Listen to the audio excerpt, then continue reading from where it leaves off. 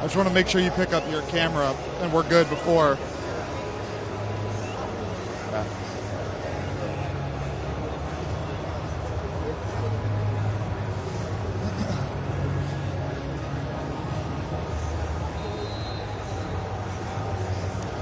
It's week 12 of the NFL season, and it's Thanksgiving Day. Doesn't get any better than this. Redskins Cowboys for first place here at AT&T Stadium. I'm Perry Madden alongside Jake Kring-Schreifels. And Jake, this is a heck of a matchup it's turned into. A couple weeks ago, I don't think we really expected this to be a game for first place, but here we are, the Redskins with a one-game lead heading into today. Yeah, this is as big as it gets. I mean, Thanksgiving, you mentioned the whole surrounding atmosphere of this place, AT&T Stadium. It's a big stage. It just feels like a big stage when you play here. It doesn't matter if it's September or December. This is a really big opportunity for the Redskins. First time they have an opportunity to sweep the season series since 2012. And I know that would be a big thing for a lot of Redskins fans, but it's entirely big just because of what you mentioned. First place on the line. Yeah, like you said, in a way, Dallas, Washington is big no matter what. Add in these extra layers to it, and it becomes even bigger. We're going to step aside here as we go out to the field. And first things to address, if you're joining us here on Facebook, drop in some questions. We'll try to get to them as the 15 minutes we have here allotted goes on. But first things first, Jake, some big injury news for the Redskins here today. A couple of surprises, no doubt. Yeah, Quinton Dunbar and Trent Williams both back active today. They were two guys that have been dealing with the injury bug the last few weeks. Obviously, Trent Williams with that dislocated thumb, Quinton Dunbar with the nerve issue in his shin and leg area. So getting those guys back is going to be really big because you get, first of all, an established veteran Pro Bowler on the left side for Colt McCoy today, and I think that certainly helps his confidence, just knowing he's got somebody he can definitely trust on the left side. And then Quinton Dunbar, too. I mean, look, Craig Stroman's played pretty well in his absence, but Josh Norman's had to travel a lot with top wide receivers the last few weeks, and that's been a product of Dunbar not being on the field. And so you get Dunbar out there, maybe you're a little bit more willing to let Josh stay on one side of the field and line up with a Cole Beasley if he goes outside, or line up with some different players besides just Amari Cooper. So that really does give the Redskins options, and it gives them options on the line, too, with Ty and Secchi. As you mentioned with Trent Williams, with him being the thumb, I think we're a little more confident that he's going to be good to go. I think they weren't really going to go with that until, he really knew that he was okay. Now, Dunbar's a bit of a different story because he even admitted this week, look, running feels fine when I'm out here, but when it's a game action, I can't guarantee how I'm going to feel. And, that's how it was when he played against Atlanta, actually had an interception and then came out of the game as he aggravated that shin injury on the return of the Matt Ryan interception. Right. But you look at the rest of this team, outside of those guys, Jamison Crowder, Chris Thompson are out again. It's 6 of 7 games for Thompson. Meanwhile, it's 6 in a row for Crowder. But as far as the rest of the skill players go, around one guy, you're really only looking at one guy today. Yeah, I mean, look, Jordan Reed is... I was talking Colt McCoy, but... Well, skill positions-wise, okay. Yeah, true. You're setting me up there. But, look, yeah, Colt McCoy is obviously the big story today. And I think when you have a quarterback that's been in a system for 5 years, that's really been the talk, is Colt McCoy has prepared himself so diligently, and that is why he's been able to just transition so well. When you saw that game against Houston, he came in, second play, he goes right to Jordan Reed and gets a touchdown. I think that settled everyone down, and I think it was a really early sign that, wow, okay, Colt McCoy, he does know this offense. We don't need to really worry about this transition too much. It's a short week, but he's already mentioned, look, I have prepared and game planned for the Cowboys just 4 weeks ago. This isn't that new to me. And he's been doing this for a long time. He has been waiting for this opportunity.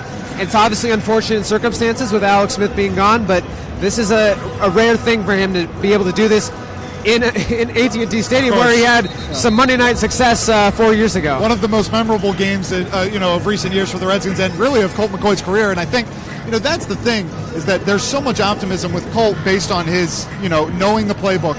The guys trust him. Everyone has spoken very highly of him, but still, there just aren't that many reps that he's played in the last 4 years. You start to wonder a little bit is how will teams start to catch on to Colt McCoy? He doesn't have much tape, obviously, so he does kind of have an advantage in that sense. He is like Alex a little bit. He's very mobile, a little bit more faster, and I think that helps. Certainly saw it against the Texans. He was able to find some first downs with his legs, use some more play-action bootlegs to his advantage.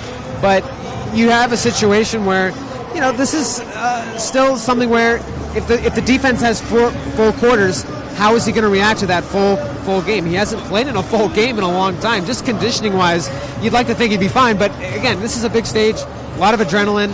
You're playing 4 quarters. It's not something he's done recently. That was kind of the other funny part about last week, man. He came in there, he's running everywhere, throwing all kinds of passes. It was fun to watch because it was like a dog let out of a cage kind of thing. For the amount of energy that was gone in that stadium and in FedEx Field, he completely supplanted it when he came back and threw that touchdown. And it really was, we're going to win this with Colt, and we're going to redeem what happened here today. And they came back just short, but it did feel like that was the entire city, the entire town, entire team really rooting around Colt. Well, there is more than just the quarterback, of course. And let's talk about the defensive side of the ball. So these two teams played earlier in the season. Obviously, the Redskins getting back on track in terms of this rivalry with the 20-17 win. Played extremely well against Ezekiel Elliott. Now, Elliott has had some serious games here the last few weeks. He's really started to get on a roll. Again, that has to be that matchup to watch on that side of the ball. They held him to 33 yards, his season low, and, that was during a stretch where they held a lot of really good running backs, Saquon Barkley, and they held a lot of them in a row to under 50 yards. And so that was where the defense, just the whole persona of the defense started to really emerge. This is going to be a run-stopping, stuffing team. And in recent weeks, and partly because they're playing high-octane offenses with a lot of really good wide receiver options, they had to kind of get rid of their heavy box, play more nickel and dime packages, and that opens up the lanes for the run defense. And so that's why they've struggled there. They've given up 100 yards total net rushing through the last 3 games. And, that is not exactly the trend you want to be going into this game with, but I do think they'll try to slim that down a little bit. They won't have as many nickel packages when you think about what the Cowboys offer at wide receiver. Amari Cooper is a little bit different. That's a new guy that the Redskins haven't faced yet, but other than that, this isn't, again, Dak Prescott's not leading this high-octane passing offense. Yeah, let's talk about Amari Cooper there for a second, because obviously he wasn't in this matchup the first time around. But you would expect with Dunbar back, probably Norman and Dunbar taking their sides again, and more, kind of traditional Fabian Moreau goes back into the slot. Yeah, well, it was really before Dunbar was hurt. Right, and I asked Jay Green this week about how he felt Josh Norman was doing traveling with these top wide receivers, and he was honest. He said, "Yeah, I really do like what he's been doing. I think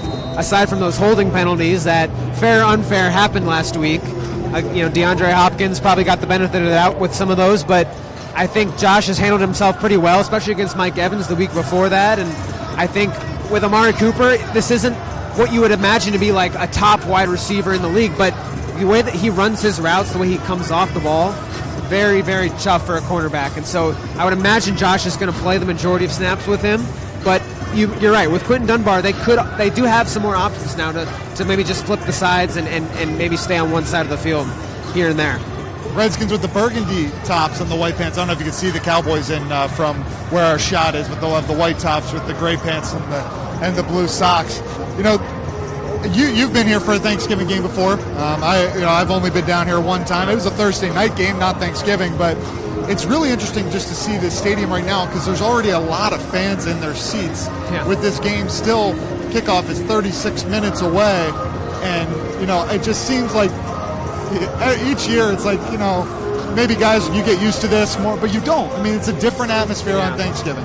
It really is, and I think it's exciting to be able to see this live and witness it live, because there aren't many teams that get to do this, and for the sake that you have an opportunity now to play in front of a national audience and really prove a point. Look, the Redskins have been underdogs for the majority of the games this year. They come in as underdogs in this one too.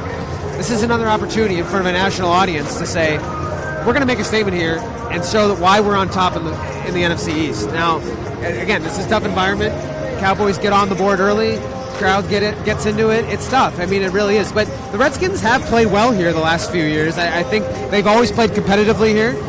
One guy I mentioned at the start, we weren't setting me up, but Jordan Reed has played really well against the Cowboys, especially at AT&T Stadium.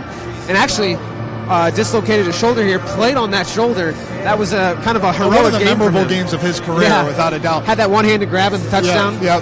Now, you look at the offense with McCoy, and, really small sample to look at last week, but obviously, had to play to Jordan Reed the touchdown. Took some shots deep. Obviously, a lot of Redskins fans upset about the pass interference call that wasn't then admitted by the NFL as it was later in the week. But Who do you think maybe more statistically benefits with McCoy in the offense? McCoy running the offense.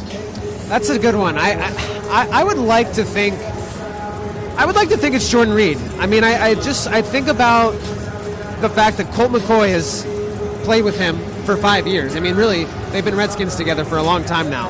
And, that was the biggest thing with Alex Smith was he was getting on the same page with so many different guys because he's obviously new to this team. And I think with Colt, they've had a pretty good, strong connection the last few years. And I know that Jordan has always been a big part of this offense under Jay Gruden. Hasn't necessarily panned out for them this year. Just the way that things have lined up with lining Jordan outside, they're playing more corners on him. Jordan can't use his leverage the way he has against linebackers, so defenses are changing against him. But I do still think that they can find some opportunities for him and McCoy to hook up. And, gosh, you look at Trey Quinn, too, having a nice game last week, and Colt McCoy was pretty eager to throw to his way as well. I already mentioned Josh Doxson, and that's my guess. I think Doxson really is going to get some shots here. And, look, I think everyone's kind of throwing gunslinger out there with McCoy. It's kind of hard to really, like I said, there's not tape on Colt. I mean, he's barely played the last 4 years. I mean, Kirk Cousins barely missed any snaps, and Alex never missed snaps up until he was hurt too. So, I think it is interesting to see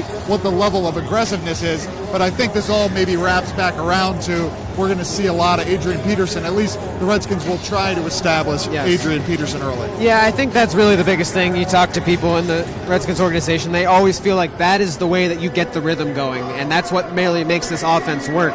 Is can we get the run game established? We get that time of possession. I mean, you look at that Texans game last week. Texans came out really quickly, and you were like, oh boy, this could be a high-scoring game, not go in our favor. But then the Redskins' third quarter, I mean, they really slowed things down, long sustained drives. The offense gets a little stale on the sideline. I think that's really been the key so far. And you think about the fact that they can do that with Adrian Peterson early. They've had so much success when they score first. They finally had a lead change last week. Yeah. Redskins showed they could come back, but you always want to start off with getting points on the board first. However, the stat that still sticks, though, is the team that has scored first in Redskins games has won the game. Won the game so far through 10 games. All right, as I was finished, 2 questions. First one, who are you watching today? Outside of Colt McCoy, it can't be Colt McCoy. Non-Colt McCoy category. I'm watching left tackle Trent Williams and right tackle Morgan Moses. I mean, DeMarcus Lawrence is pretty much established now as one of the best pass rushers in the league. And gosh, I mean, you want to set Colt McCoy up as best you can. And the way that this offensive line has been injured and just trying to get on the same page the last couple weeks now, you hope that it all comes together. And with Trent Williams coming back, I just want to see how effective he's going to be today. So I'll take, I guess I'll take the other guy that's come back. Let's see what Quentin Dunbar can do today. The Redskins at plus 12 now, second in the NFL in turnover differential, and Dunbar has a few of those picks. Josh Norman has, gotten his hands on some balls as well. Obviously, DJ Swearinger's been a big part of that, but the Cowboys, every game they've turned it over, they've lost, and every game they haven't turned it over, they've won. So it seems like maybe there's a trend, certainly, at that point. So that's your favorite stat, win the turnover battle, right? Right, but and it's such a cliche because it's so obvious. I mean, just look at NFL games. When you win the turnover battle, usually you win the game. And you look at the turnover differential rankings, and usually the teams are at the top have a good record, especially at the end of the year when you get all those games counted up. But, Dunbar, I'm interested to see if he can make it through the whole game. I think the Redskins, maybe, performance aside, if he can make it through the whole game without having to come out, I think that's a really good sign, especially because after this, the Redskins are going to have such a long break until Monday night in Philly. So, now last thing, Redskins win if they contain and stop Ezekiel Elliott from rushing for more than 100 yards. Maybe even, hopefully, more than 80 yards, let's say. I mean, this is, again, a guy that's running out of his mind right now. And when you're able to contain him, I mean, Dak Prescott, they figured out a way, I think, to really hold and force him into some off-balance throws, some incompletions, and even some fumbles. And he fumbled twice against the Redskins at home. Those were 2 huge plays. I think that is what they want to do. They want to be able to know, okay, we're going after the quarterback here. We don't have to worry about Zeke and these read option plays.